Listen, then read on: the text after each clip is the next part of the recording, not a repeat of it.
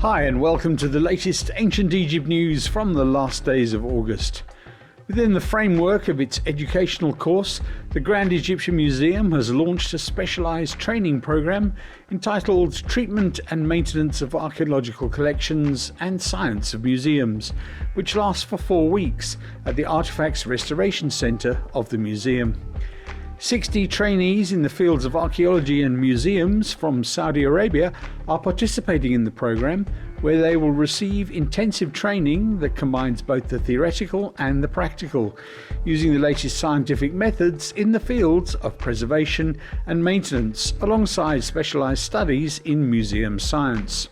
The program aims to build a vital platform for the exchange of experiences and innovative ideas, the celebration of culture and heritage, which contribute to the strengthening of human capacities working in the field of cultural heritage conservation, and to support international and regional cooperation in restoration sciences and museums in accordance with the latest global standards.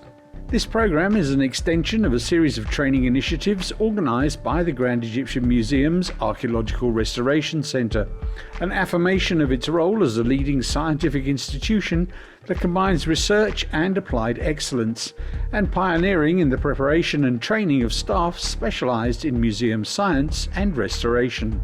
Dr. Ahmed Ghanim, the Executive President of the Grand Egyptian Museum, explained that this program reflects the museum's commitment to its scientific and educational message and reinforces its role as a regional and international centre for the transfer of knowledge and experience in the field of museum restoration and science. In addition to that, the investment in human resources is the best way to preserve human cultural heritage and preserve its treasures for generations to come. Dr. Hussein Kamal, General Director of the Museum's Restoration Centre, assured that its scientific content has been carefully designed to achieve maximum benefit for the interns. The activities of the training program, specialised in maintenance and restoration scientists, organised by the Centre for Maintenance and Restoration at the National Museum of Egyptian Civilization in Fustat, started with the participation of about 200 interns and researchers from students and graduates of the Faculty of Archaeology in their various disciplines. Dr. Taib Abbas, the Executive President of the Board of the National Museum of Egyptian Civilization, the NMEC, affirmed that the program comes within the framework of ensuring that the museum fulfills its message as a leading cultural and educational institution, and its belief in the importance of empowering young staff and developing their skills by combining theoretical knowledge and practical applications, strengthening the role of the museum locally, regionally and internationally in the dissemination of science of restoring and preserving heritage. Dr. Nashwi Jabba, Vice President of the Museum of Artifacts, noted that the training program includes lectures and a workshop on modern nitrogen applications in preserving mummies and archaeological collectibles.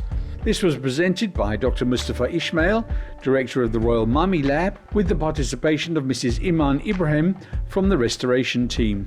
The activities of the program are scheduled to continue at a rate of 1 day a week until almost the end of September, with broad participation of restoration and archaeological specialists, alongside university students and staff from the Ministry of Tourism and Antiquities, under the supervision of museum qualified experts and scientific staff.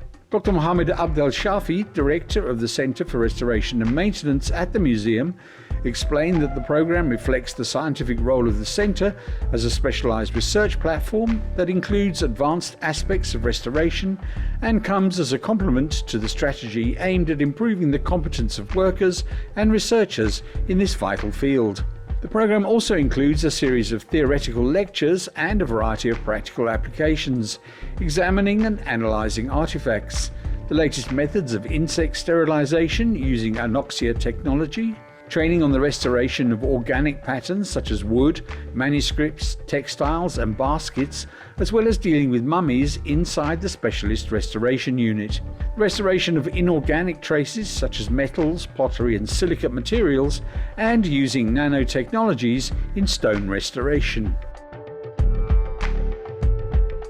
And last up, recently in federal court in Brooklyn, Ashraf Omar Eldaria was sentenced by United States District Judge Rachel P. Kovner to 6 months in prison for smuggling Egyptian antiquities into the United States through John F. Kennedy International Airport.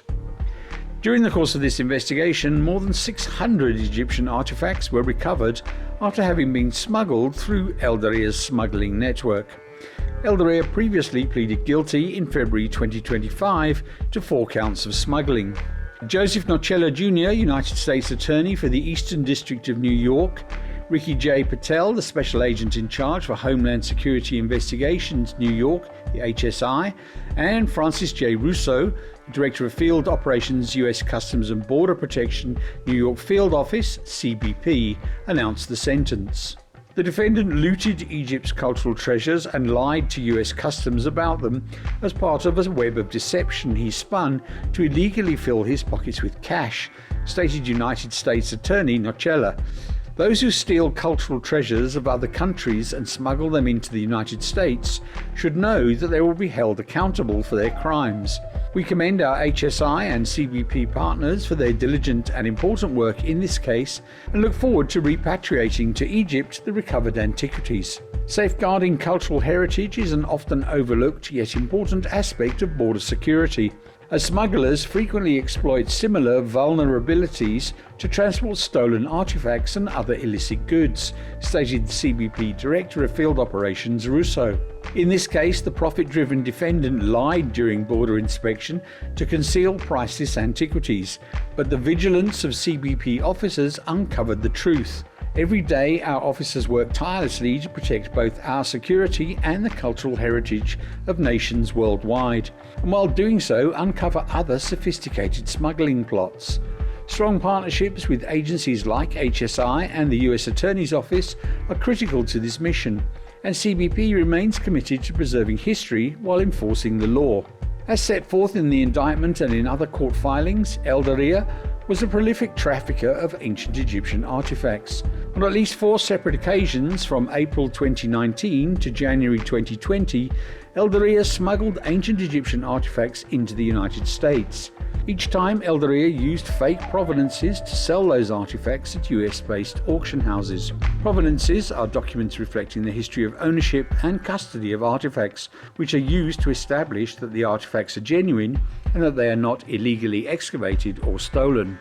On January the 22nd, 2020, Eldaria, travelling from Egypt, arrived at JFK Airport and falsely declared to CBP that he was carrying goods valued at only $300. When CBP officers opened Eldaria's 3 checked suitcases, they found the suitcases filled with 590 valuable artifacts that were bubble and foam wrapped. When the wrapping was opened, loose sand and dirt spilled out of the packaging, indicating that the artifacts had been recently excavated. Among the items recovered by law enforcement officers were gold amulets from a funerary set and wooden tomb model figures with linen garments dating to approximately 1900 BCE. Eldaria was also in possession of a kit of materials used to fabricate documentation for the stolen items. Further investigation following Eldaria's arrest at JFK led to the recovery of additional illegally imported artifacts that have since been forfeited, along with the 590 artifacts seized at the time of Eldaria's arrest. And that's it for this week. This news podcast is brought to you by Ted Laux and GNT Tours. Ancient Egypt News is now rated in the top 5 Egypt history podcasts according to feedspot.com. Follow us on social media and now on YouTube. Thanks for listening to this episode. Please feel free to comment and share. Until next time, thanks again. Cheers. Bye-bye.